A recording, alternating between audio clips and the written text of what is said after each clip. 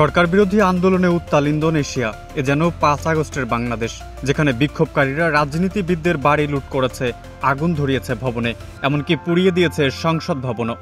পুলিশের সঙ্গে তুমুল সংঘর্ষে জড়িয়েছে। বিক্ষোভকারীদের দমনে সরকার কঠোর অবস্থান পরিস্থিতিকে আরও উত্তপ্ত করে তুলেছে।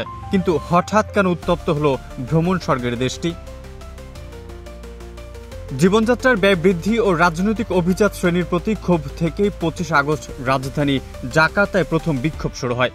সংসদ সদস্যদের অতিরিক্ত বেতন ও ভাতার প্রতিবাদে জনগণ রাস্তায় নামে। এ বিক্ষোভের আগুনে ঘি ঢালে পুলিশের গাড়ি চাপায় মোটর চালকের মৃত্যু। জানা যায়, গত বৃহস্পতিবার রাতে পুলিশের গাড়ি চাপায় ২১ বছর বয়সী মোটরসাইকেল রাইড শেয়ার চালক আফনান কুর্নিওয়ান নিহত হন। এতে পরিস্থিতি আরও উত্তেজনাপূর্ণ হয়ে ওঠে।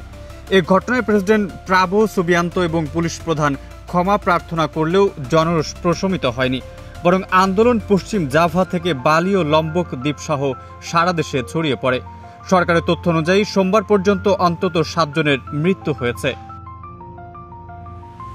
বেশ কিছুদিন ধরেই অর্থনৈতিক মন্দা চলছিল ইন্দোনেশিয়ায়। এরই মধ্যে হঠাৎ করে সংসদ সদস্যদের ভাতা বৃদ্ধি করা হয়। এতে ক্ষিপ্ত হয়ে ওঠে ইন্দোনেশিয়ার সাধারণ জনগণ। স্থানীয় বিভিন্ন গণমাধ্যমের তথ্য অনুযায়ী ইন্দোনেশিয়ার একজন সংসদ সদস্য প্রতি মাসে ১০০ মিলিয়নের বেশি রুপিয়া বা বাংলাদেশি টাকায় প্রায় ৭.৫ লাখ টাকা বেতন পান, যা সাধারণ মানুষের গড় আয়ের তুলনায় ৩০ গুণ বেশি। এর মধ্যে উল্লেখযোগ্য অংশ আবাসন ভাতা হিসেবে দেওয়া হয়। চলমানে আন্দোলনের মধ্যে আফনানের মৃত্যু আন্দোলনে গতি পায়। রাস্তায় নেমে আসে সর্বস্তরের জনগণ। নানা সময় পুলিশি দমনপীড়ন ও আন্দোলনকালীন বল প্রয়োগের ঘটনা পুলিশের প্রতি জনগণের ক্ষোভ জন্মে। তাই আন্দোলনের সঙ্গে যুক্ত হয় পুলিশি জবাবদিহিতার দাবি। একসঙ্গে দুর্নীতি, বৈষম্য ও অর্থনৈতিক চাপও বিক্ষোভে জনগণের অংশগ্রহণ বাড়িয়েছে। পরিস্থিতি সামাল দিতে প্রেসিডেন্ট প্রাবো ঘোষণা দেন, রাজনীতিবিদদের কিছু রাষ্ট্রীয় সুবিধা কমাতে হবে। তবে আন্দোলনকারীরা এটিকে যথেষ্ট মনে করছেন না।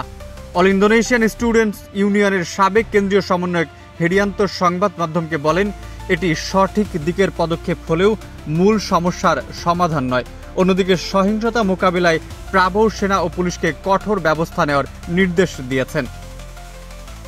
এক্সট্রিম মশার কয়েল প্ল্যান্ট ফাইবার দিয়ে তৈরি, ডেঙ্গু, চিকুনগুনিয়া বাহি সহ যে কোনো মশার বিরুদ্ধে দেয় এক্সট্রিম সুরক্ষা। সরকারের এমন দমন নীতি বিক্ষোভকারীদের আরও খেপিয়ে তোলে। ফলে বিভিন্ন অঞ্চলে আঞ্চলিক বিধানসভার ভবনে আগুন ধরিয়ে দেয় বিক্ষোভকারীরা।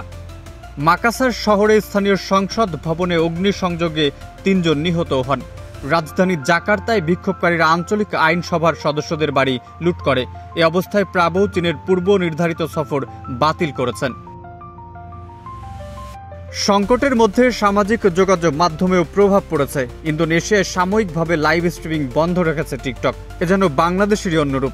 আন্দোলনকারীরা জানান, একদিকে তারা সংলাপের চেষ্টা করেছে, অন্যদিকে অতিরিক্ত বল প্রয়োগ পরিস্থিতিকে আরও জটিল করছে। বিশ্লেষকরা বলছেন, এটি প্রাবো সরকারের জন্য সবচেয়ে বড় রাজনৈতিক পরীক্ষার মুহূর্ত। সংসদীয় সুবিধা কমানো, আফনানের মৃত্যুর তদন্তের দাবির পাশাপাশি বিক্ষোভকারীরা কাঠামোগত সংস্কারের চাপ দিচ্ছে। দীর্ঘদিনের ক্ষোভের বহিঃপ্রকাশ ঘটা এই আন্দোলন সরকারকে কাঁপিয়ে দিয়েছে। কোন দিকে যাবে এই আন্দোলন তা এখনো পরিষ্কার নয়। তবে কি ক্ষমতা ছাড়তে হবে ক্ষমতাসীনদের?